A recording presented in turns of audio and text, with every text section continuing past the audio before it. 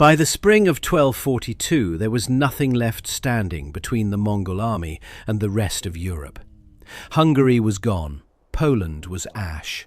The Hungarian king was hiding on an island off the Dalmatian coast, wearing borrowed clothes, with Mongol riders still hunting him across the countryside. The cities of Pest and Buda had been burned to the ground. Entire regions of the Hungarian plain had been stripped of every living person. The Danube River had frozen solid the previous winter, and Mongol cavalry had ridden across it like it was a road, pushing into western Hungary, probing toward Austria, toward Vienna, toward Germany. In the courts of Western Europe, nobody had a real plan. The Pope had called for a crusade, but no substantial forces had ever shown up. The Holy Roman Emperor, Frederick II, was too busy fighting the Pope to do anything useful. King Louis IX of France was praying. The Knights of the Teutonic Order and the Templars had already been cut to pieces at Legnica the year before. There was no coalition forming. There was no relief army coming. There was no second line of defence.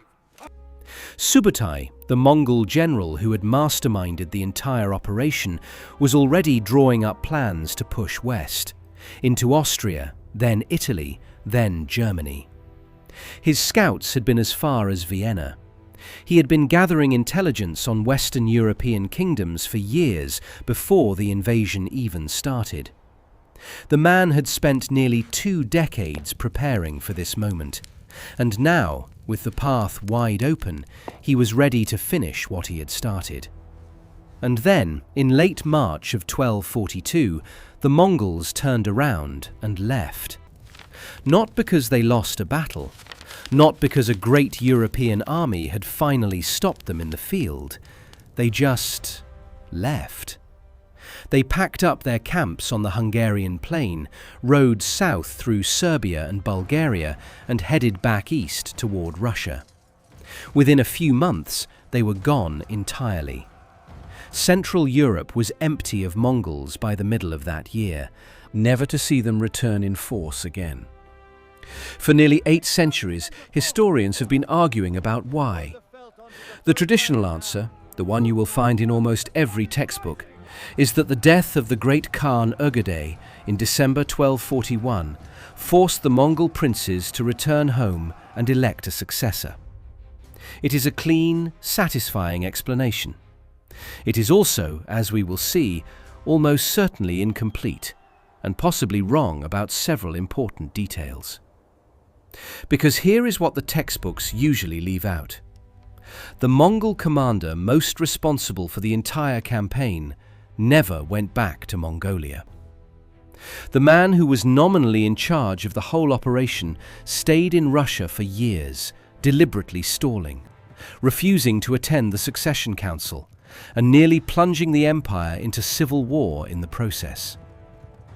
If the death of the great Khan was truly the reason everyone went home, why did the man at the top of the chain of command refuse to go? And there are more questions. What does tree ring data from 14th century oak trees in the Austrian Alps tell us about the spring of 1242 in Hungary? Why did a Persian historian writing inside the Mongol Empire specifically say that Batu Khan did not even know about Ögedei's death when he made the decision to pull out? Why did the Mongols, who had just spent an entire year setting up administrative structures in Hungary, appointing governors, minting coins in the great Khan's name, suddenly abandon all of it as if the place was worthless? The real story of why the Mongol Empire walked away from Europe is more complicated, more politically explosive, and in some ways more interesting than the simple answer. It involves a dying drunk emperor, a decade-long feud between 2 grandsons of Genghis Khan, a climate shift that turned the Hungarian grasslands into a swamp, and one of the greatest generals in human history being yanked off the verge of his greatest conquest by a law he had no power to override. This is what actually happened. To understand why the Mongols came to Europe in the first place, you have to understand what kind of machine the Mongol Empire had become by the 1230s. Genghis Khan died in 1227, leaving behind an empire that already stretched from the Pacific coast of China to the Caspian Sea. He had spent 30 years turning a loose collection of nomadic Mongolian clans into the most effective military force the world had ever seen.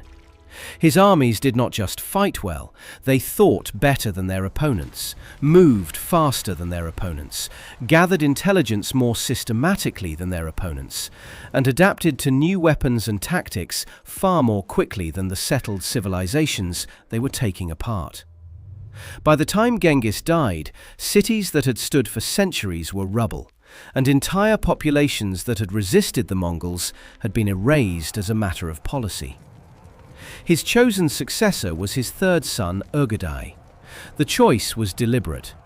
Urgedai was not the boldest of his sons, nor the most militarily gifted, but Genghis recognized in him something rarer, the temperament to govern what had already been taken. He was pragmatic, even-handed, and good at managing the violent ambitions of his brothers and cousins. He was also, by every account, a man who loved wine deeply and without restraint, a personal flaw that would, in the end, kill him and reshape the history of the world. Urgedai was elected Great Khan at the Kurultai of 1229 after a 2-year regency. Almost immediately, he turned the Mongol war machine back on. He completed the destruction of the Jurchen Jin dynasty in northern China by 1234.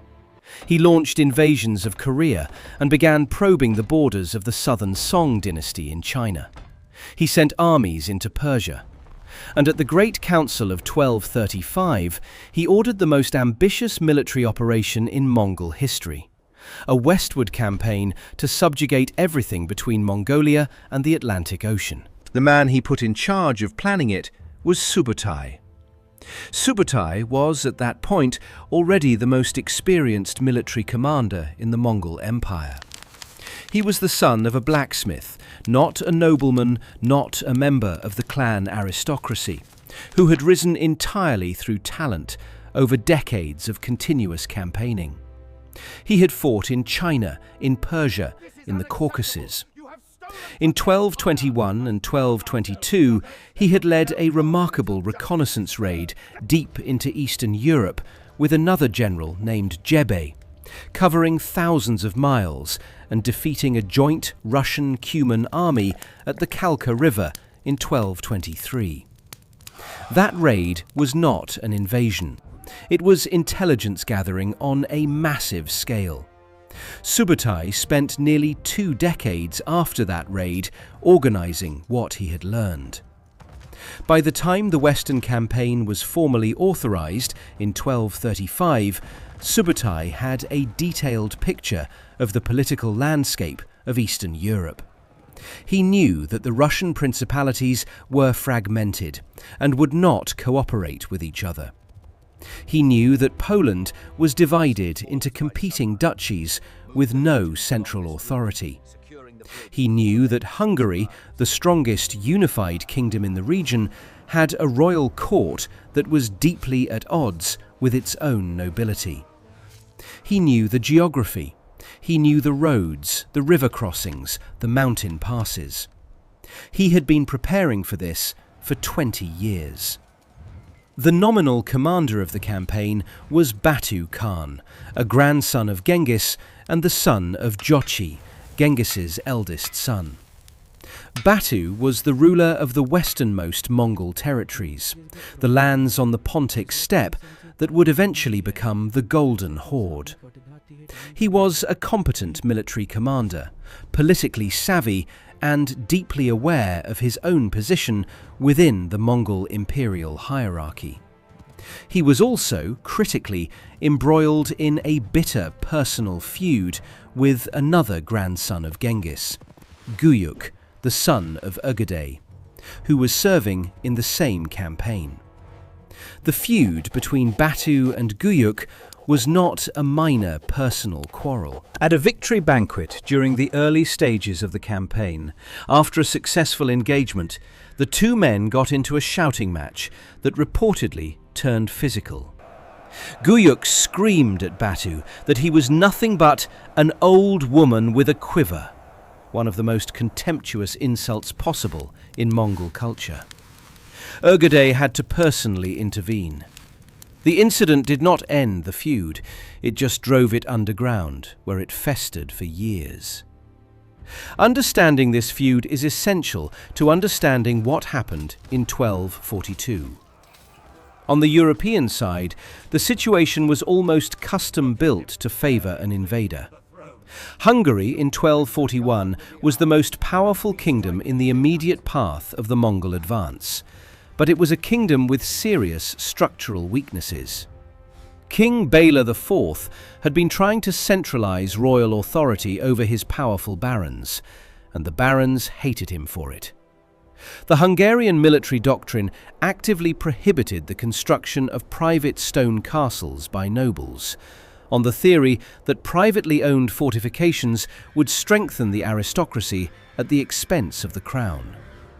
The result was that in 1241, the entire Kingdom of Hungary had only about 10 stone castles, half of them concentrated along the western border with Austria, exactly the wrong place for a threat coming from the east.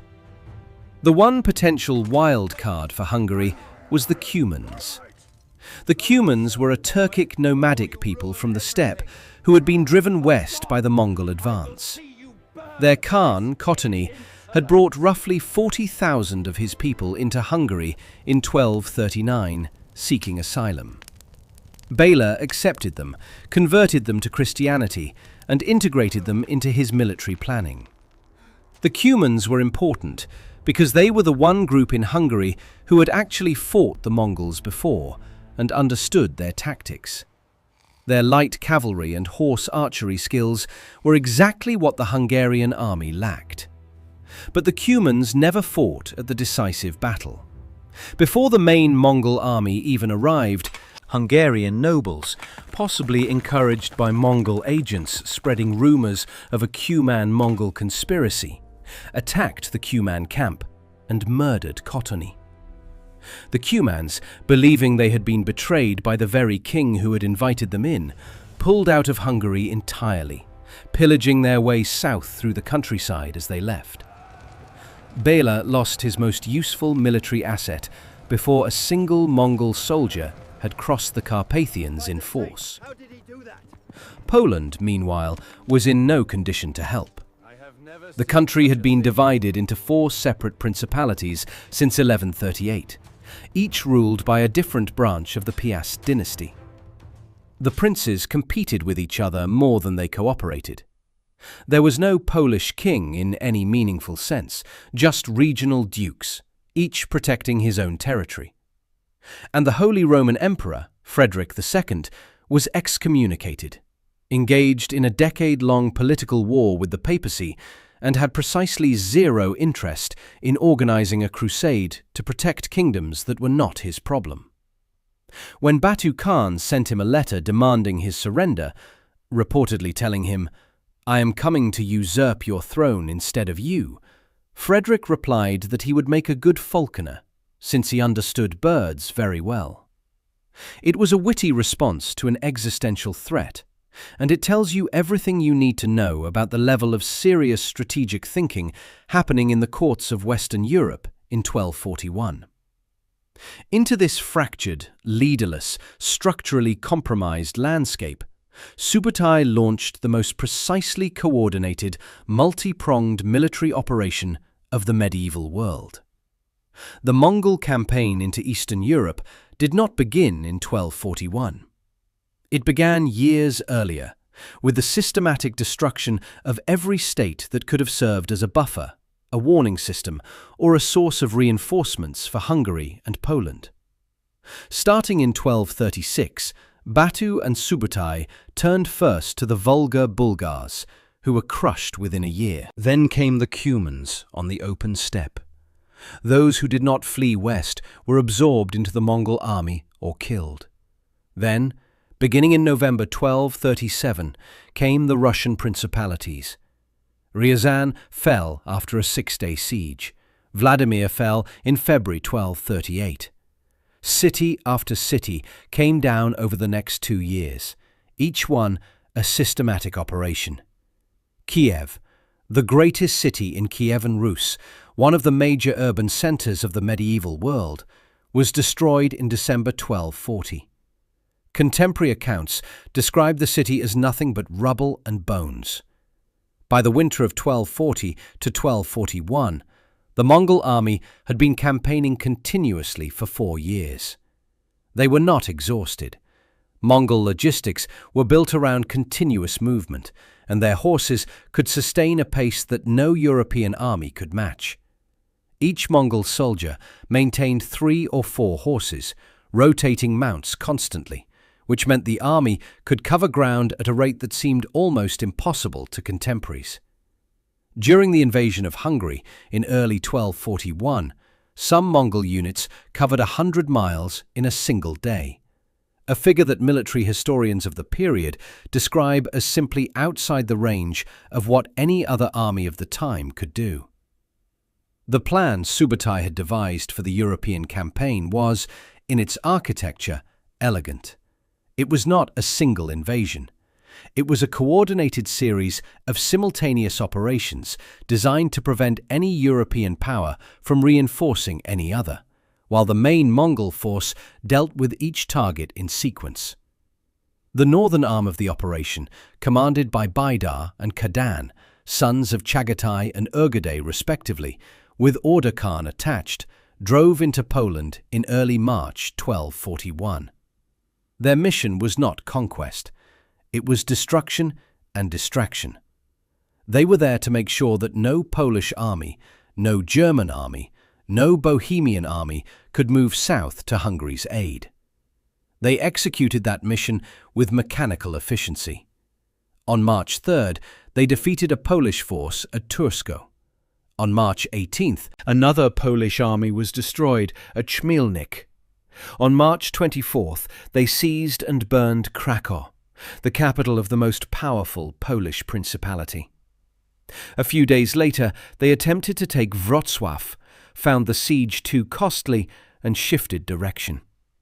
By the time they reached the field of Legnica on April 9th, they had torn Poland apart from east to west in less than 6 weeks. The force that met them at Legnica was the best that Christian Europe could put together on short notice.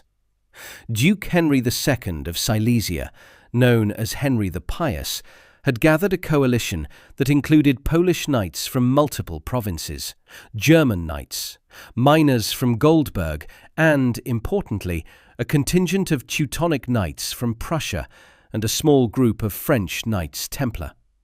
4 groups in total, each led by a regional commander. Boleslav of Moravia led the first group. Sulislav of Krakow led the second. Duke Mieszko of Opole led the third, with the Teutonic contingent under Grand Master Popo von Osten, and Henry himself led the fourth. Henry was waiting for reinforcements from King Wenceslaus I of Bohemia, who was marching to meet him with roughly 50,000 men. He did not wait. The reasons for this decision are debated. Some sources suggest he was simply outmaneuvered by the Mongol advance, which moved faster than he anticipated. Whatever the reason, Henry's forces and the Bohemian army never linked up. On the morning of April 9th, on the open plain of Legnickie Pole, the field of Legnica, about 6 miles southeast of the city, Henry's forces deployed to meet the Mongol column. The Mongols fought this battle the way they fought every battle against European heavy cavalry. A lightly armed advance force rode toward the European lines, launched arrows, and when the knights moved to engage, turned and galloped away. The knights, trained in a military tradition that rewarded aggressive pursuit, followed. This separated the heavy cavalry from the supporting infantry behind them, which is exactly what the Mongols needed. According to contemporary accounts, the Mongols then used some form of smokescreen, possibly incendiary devices, producing a thick, obscuring cloud that cut the European formation in two. The knights in the front could no longer see their own infantry. They were now isolated in the open, on terrain that gave the Mongol horse archers every advantage. The Mongol main force, which had been holding back and manoeuvring, closed in from multiple directions with ranged fire. Henry II was killed in the fighting. After the battle, the Mongols reportedly filled 9 sacks with the right ears of the dead to count the slain, a standard Mongol accounting practice when tallying up large casualties. Henry's head was paraded on a lance to demoralize the defenders of Legnica. When Wenceslaus of Bohemia arrived and heard what had happened, he pulled back to defend his own kingdom rather than continue south. The Mongols sent a detachment after him. He fought it off and retreated into Bohemia's mountain passes, where the terrain neutralized Mongol cavalry and the pursuit died out. With the northern flank secured, Baidar and Khadan turned south to link up with the main army in Hungary. Their mission was complete. But even while all of this was happening in Poland, the southern arm of the invasion was already in motion. A separate Mongol force under Khadan and Buri had crossed the Carpathians through the Borgoi Pass and driven through Transylvania, defeating the Hungarian voivode and destroying the Transylvanian army. 2 more smaller forces under Berchek and Bogutai entered from the southeast. And the main body, Batu and Subutai, had come through the fortified Vereka Pass in the north, destroying the Hungarian border defence under the Count Palatine Denis Tomai on March 12, 1241. In the space of 2 weeks, 5 separate Mongol armies had broken through Hungary's borders from multiple directions simultaneously. There had been no single point of penetration to defend. There had been no warning that worked fast enough to matter. The eastern border fortifications that Bela IV had personally supervised, the dense natural barriers meant to slow the advance, had been overrun in days. King Bela mobilized what forces he could and concentrated them at Pest. He waited for his magnates to arrive. Some came. Some were destroyed by Mongol columns before they could reach him.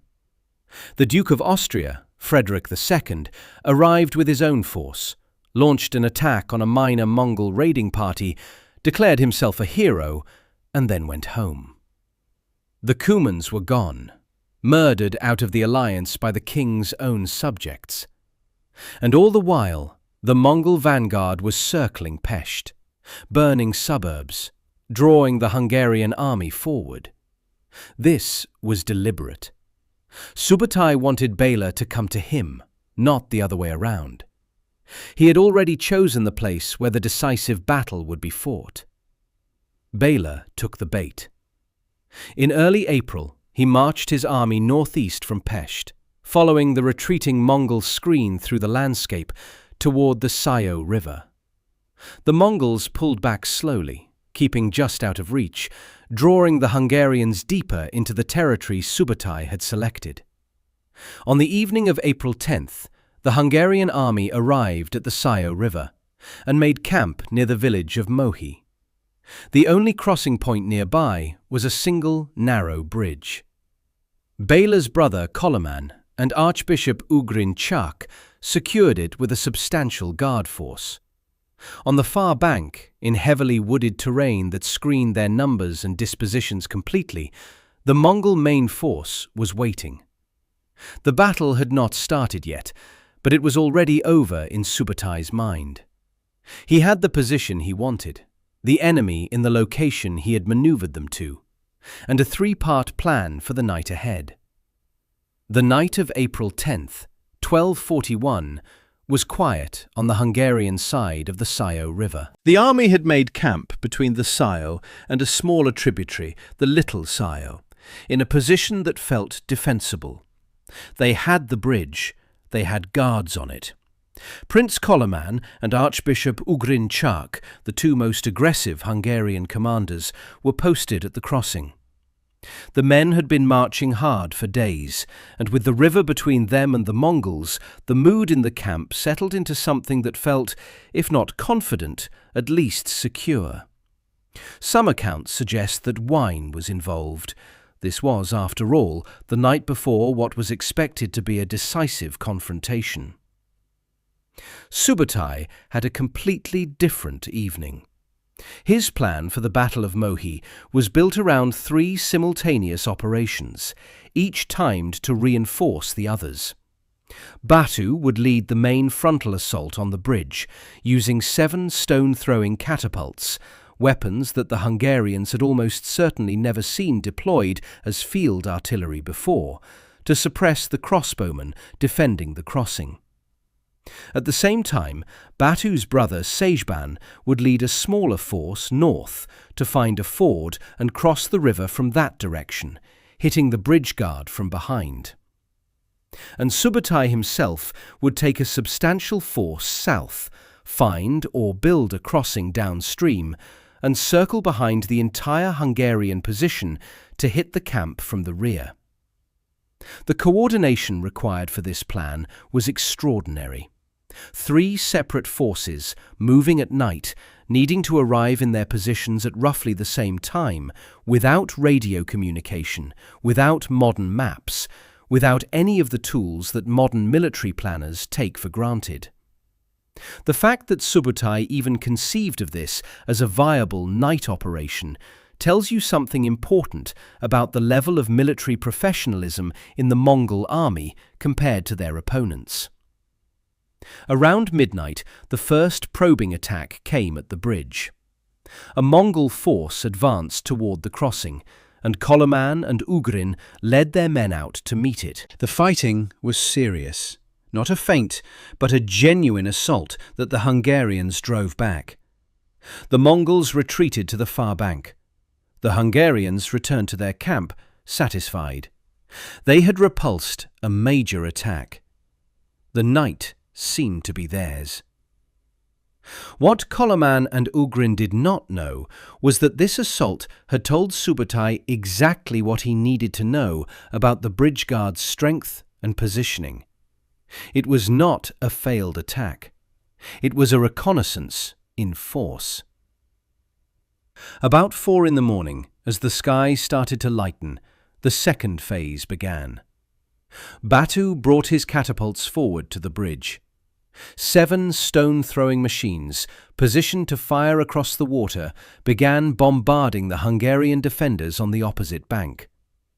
The noise, the impact, the physical effect of heavy stones landing on men who had never experienced artillery fire in an open-field context. It was disorienting in a way that is hard to overstate. The Hungarian crossbowmen were driven back. The crossing was no longer contested. Batu's main force started over the bridge. At roughly the same time, Sejban and his men crossed at the ford to the north and came down behind the bridge position, catching the retreating Hungarian guards between 2 forces. The Hungarians who survived this ran back to the camp and woke the rest of the army.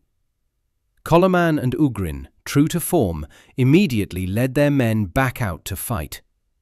They struck the Mongol forces crossing the bridge and initially made significant headway. For a moment, the battle went badly for the Mongols. Batu's wing took serious casualties. One of his senior commanders, Bakatu, was killed. Batu lost 30 of his personal bodyguard.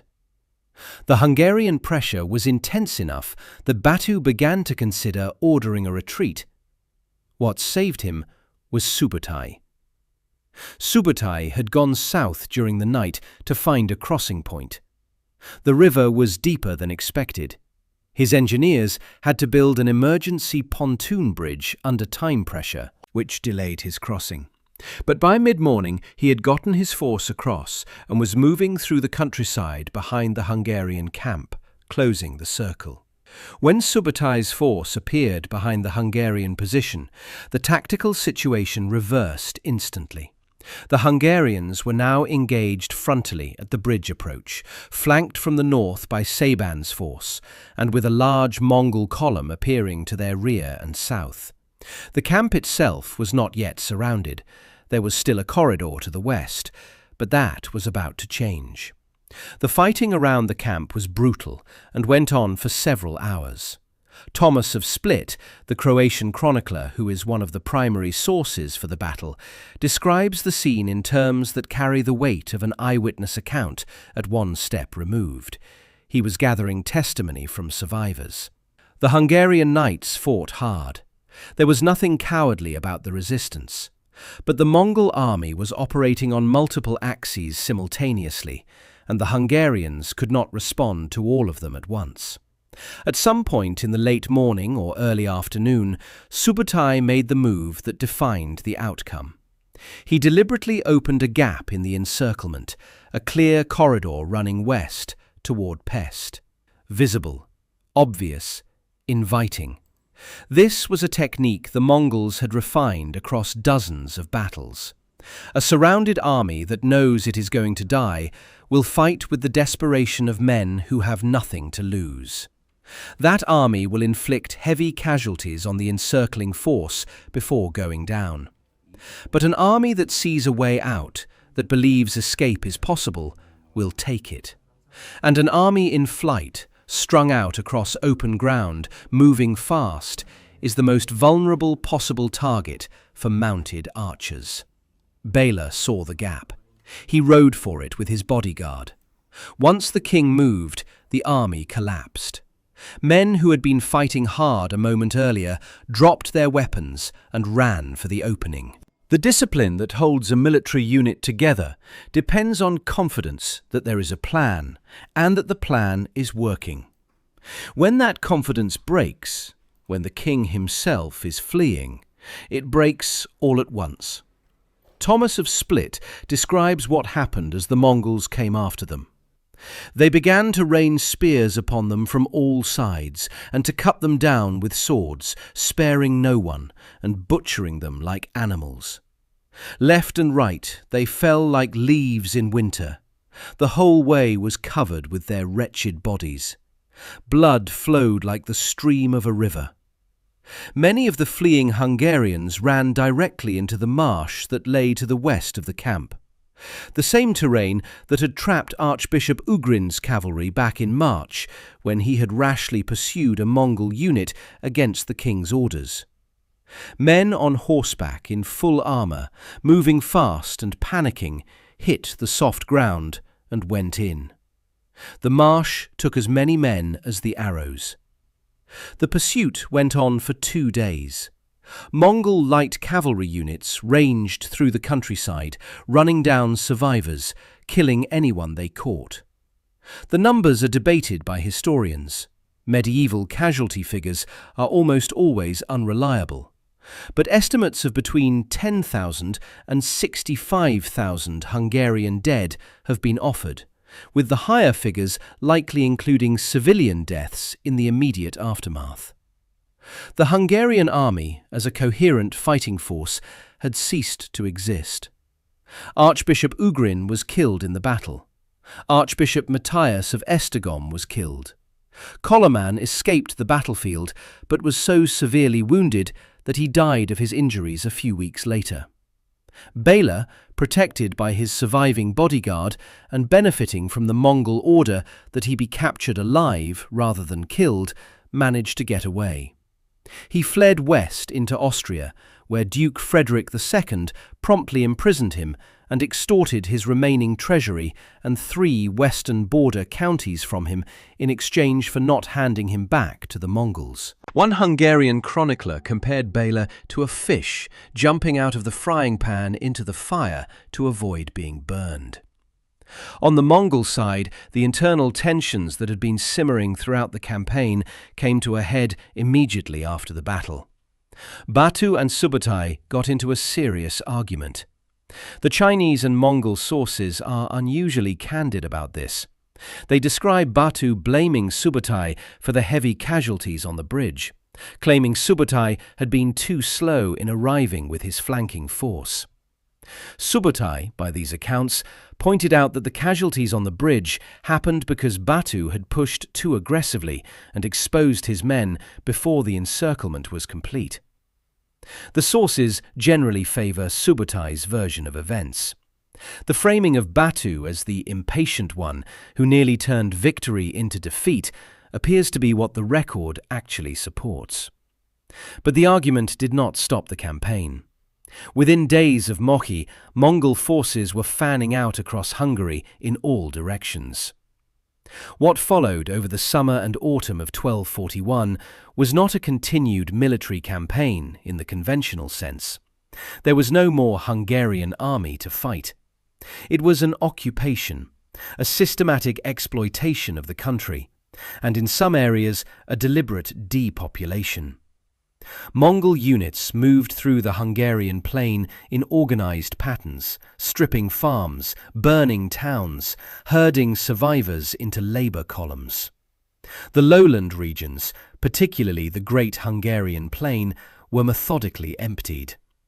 Contemporary accounts describe travelling through areas where every settlement for miles had been abandoned or burned, the roads lined with the unburied dead.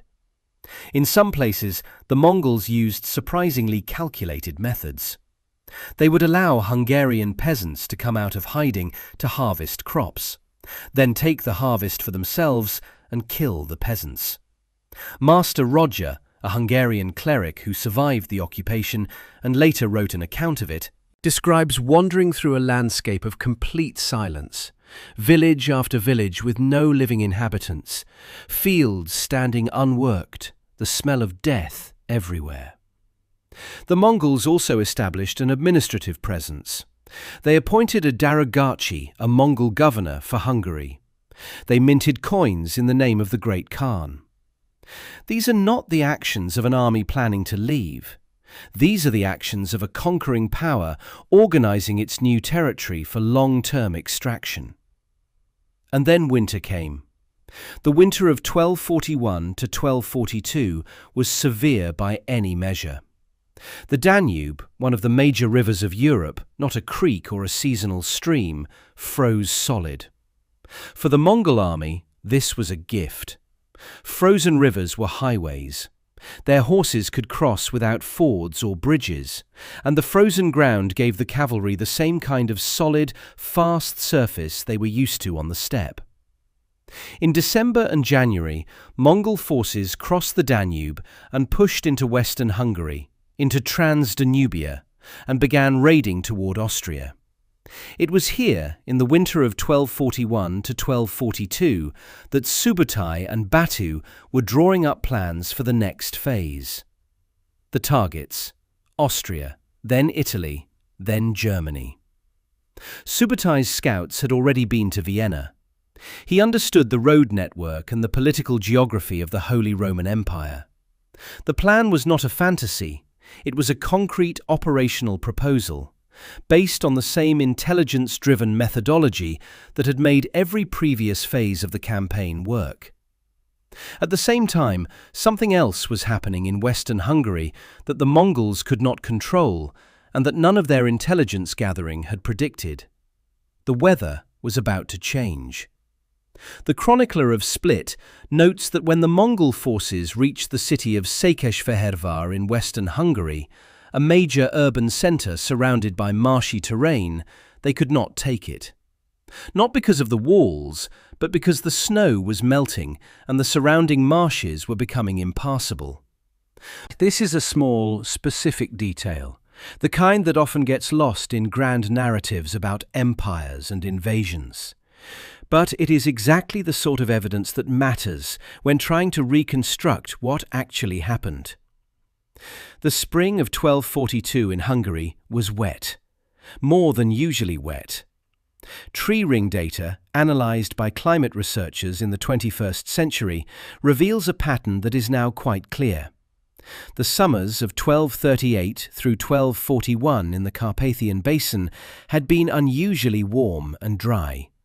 Exactly the conditions that would have preserved the open grasslands that the Mongol cavalry required for grazing and movement.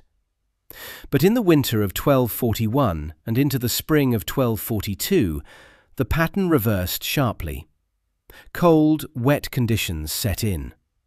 The Hungarian plain, which has a notoriously high water table and floods easily even in normal conditions, began to turn into something that contemporaries described as an enormous swamp.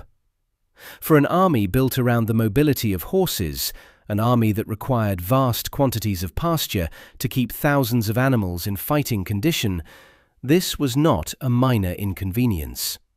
It was an operational constraint of the first order. An army that cannot move its horses cannot fight the way the Mongols fought. And an army whose horses have no pasture will begin to weaken within weeks. The Mongols were seeing this in real time. The raid toward Klis fortress in Croatia in March 1242, when Kadan's force was pursuing King Bela, ran into exactly this problem. Not just the military obstacles of stone walls, but the physical difficulty of moving across terrain that the spring thaw had turned to mud. Bela was saved, in part, because the flooded areas around the coastal towns of Dalmatia were simply impassable. In late March of 1242, Batu gave the order to withdraw. The army did not go north. It did not go west. It went south, through Serbia and Bulgaria, the drier route, and then turned east back toward Russia. The direction of the withdrawal is itself a piece of evidence. They chose the path with the best terrain for moving horses, which is exactly what you would expect from commanders facing a pasturage crisis. But the terrain alone does not fully explain a decision of this magnitude, because there was something else that had happened 3 months earlier on the far side of the world. On December 11th, 1241, Ögedei Khan was dead. Ögedei Khan died in the early morning hours of December 11th, 1241, at the age of approximately 56. He died after a night of heavy drinking, specifically after a late-night session with a companion named Abdur Rahman. The Mongol aristocrats who had to account for what happened were frank about it. The great Khan had drunk himself to death. It was not a sudden illness, not a battle wound, not a political assassination. The ruler of the largest empire in history had died of chronic alcoholism, alone in the dark before dawn. His widow, Töregene Khatun, took power as regent. Her singular political objective was to secure the great Khanate for her son Guyuk. She was, by contemporary accounts, effective and ruthless. She purged capable officials from Ögedei's administration and replaced them with loyalists.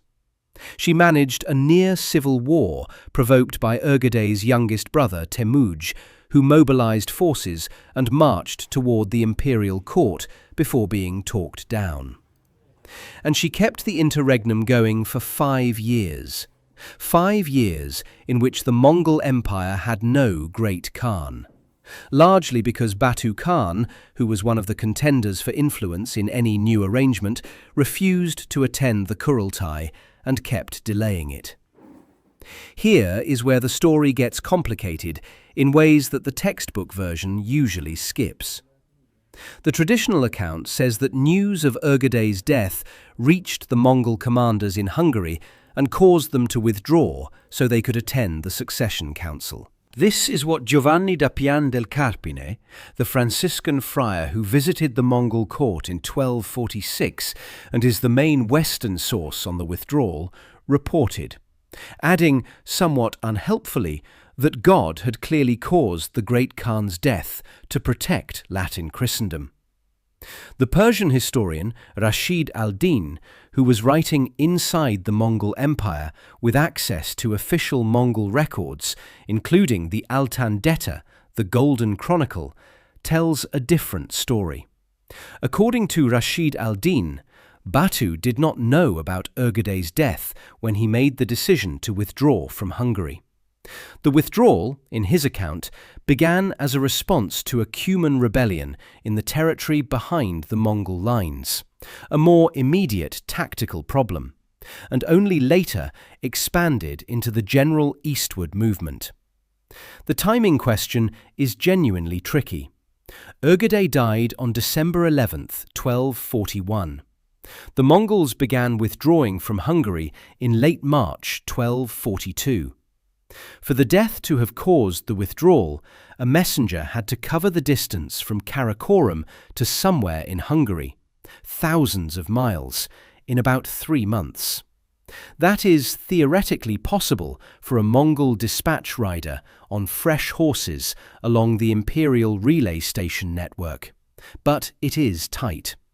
Historians who have looked at this carefully, including Stephen Pow, note the logistical difficulty and argue the timing does not work cleanly. And then there is the most damaging piece of evidence against the simple death of the Khan explanation.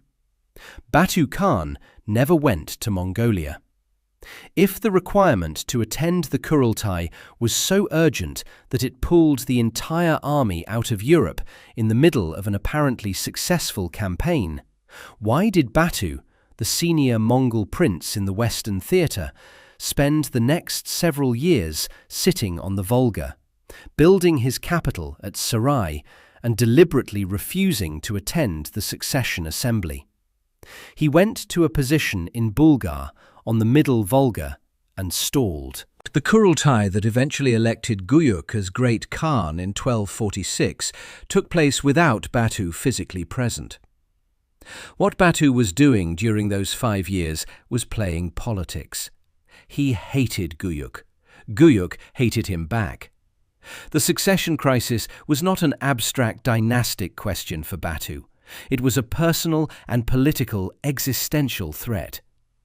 Guyuk, once he became Great Khan, immediately began positioning forces against Batu's territory, and in 1248 launched what amounted to a military campaign against the Golden Horde.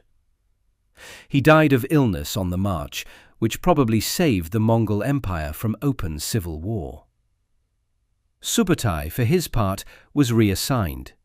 Guyuk, once in power, removed him from command of the European operation and sent him to lead the campaign against the Southern Song dynasty in China, an enormous command that was in no way a demotion, but which effectively ended the European project. Subutai died in 1248 at around 70 years old, still in the field. The withdrawal from Hungary, then, was not a single decision made for a single reason. It was the convergence of several pressures happening at once. A climate shift that was degrading the operational environment for Mongol cavalry, an army that had been campaigning continuously for years and was encountering increasing resistance from fortified positions.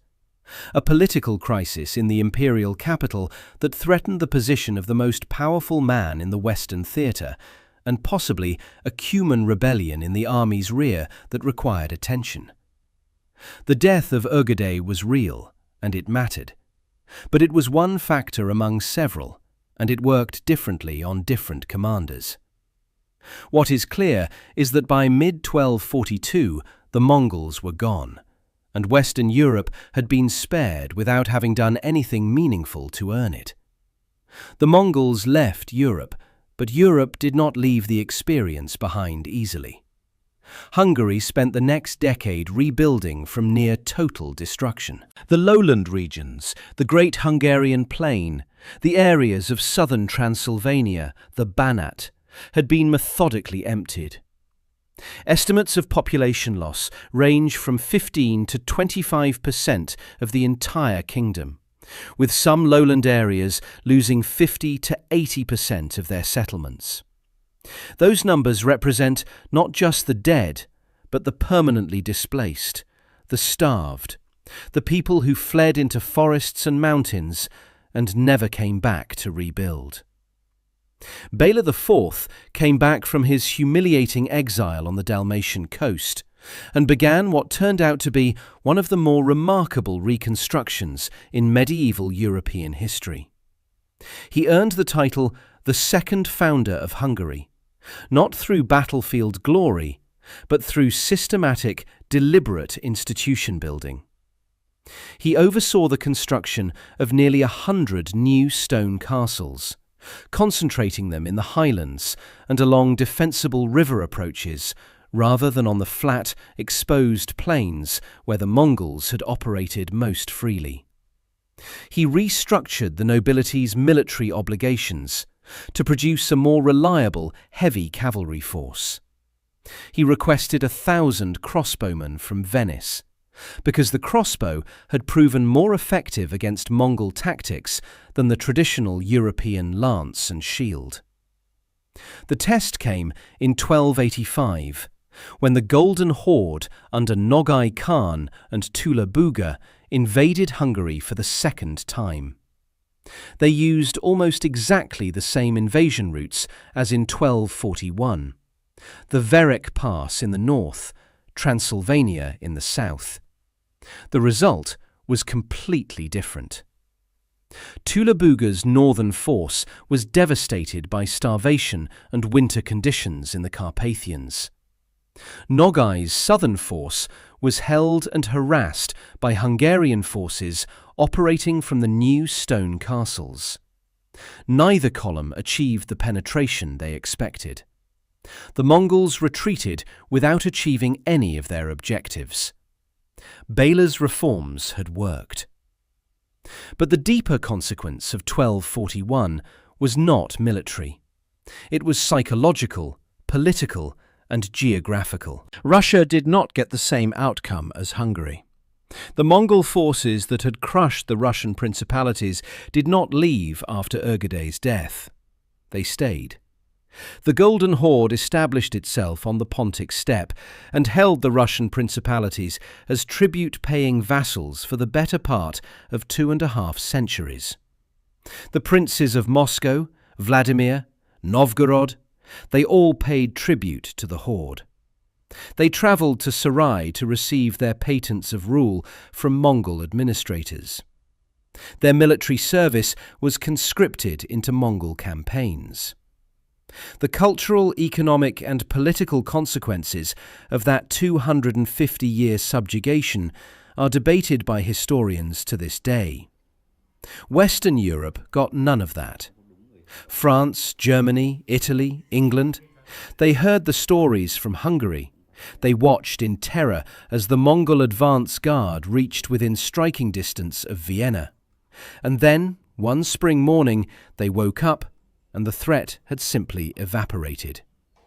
They had done nothing to cause it. No Western European army had stopped the Mongols in the field. The crusade that the Pope had called produced nothing. The Holy Roman Emperor had spent the crisis period of 1241 fighting the papacy in Italy. Western Christendom was saved by a combination of factors that had nothing to do with Western Christendom. The death of a heavy drinker in Mongolia, a political feud between two grandsons of a conqueror who had been dead for 15 years, a wet spring in Hungary, and the logistical limits of an army that had been moving continuously for 6 years. Winston Churchill, writing centuries later, captured the moment with the compression that good historical writing allows.